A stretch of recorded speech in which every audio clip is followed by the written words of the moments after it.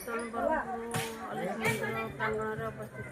ଚାଲନ୍ତୁ ବୁଲି ଦେଖିବା ଏ ମନ୍ଦିର, ତାର ପ୍ରକୃତି ଆଉ ତାର ସୌନ୍ଦର୍ଯ୍ୟ ବିଷୟରେ ଦେଖିବା।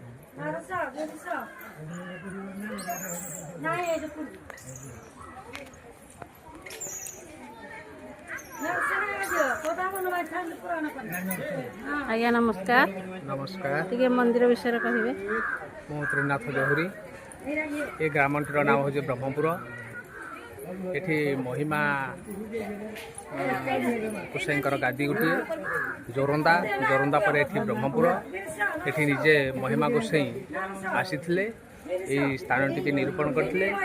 एठी जिते मुझे स्कूल पाठ पढ़ुली छोट थी से समय एठिकार ता पूर्वर किंवदंती अच्छी जो 1800 मसीहार समय 1800 द्वितीयार्धरे एठिकार जंगल निकटस्थ जंगल एठी काठ आसी एठी गोटे धूनीघर होता।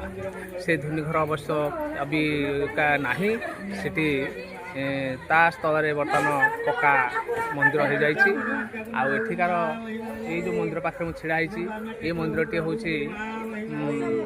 बदालू जड़े रोहित प्रधान प्राधान्य व्यक्ति से मंदिर से समय प्राय संभवतः 72 73 75 मसीहार घटना से समय से दान करते।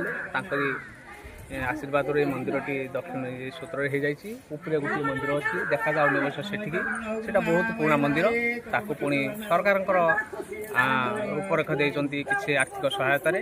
एठी बहुत लोक प्रबल भिड़ हुए चतुर्दशी दिन। आठी बाबा मान आसती ये गाँव समस्ते आबाल वृद्धा वनिता हिसाब कले 75 भाग यही महिमा धर्म दीक्षित। जय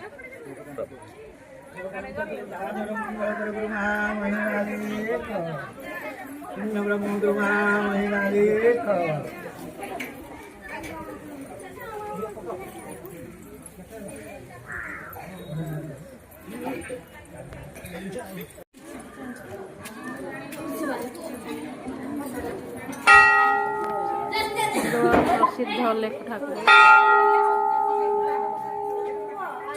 ब्रह्मपुर ठार अवस्थित। चलନ୍ତୁ बुली देखिए।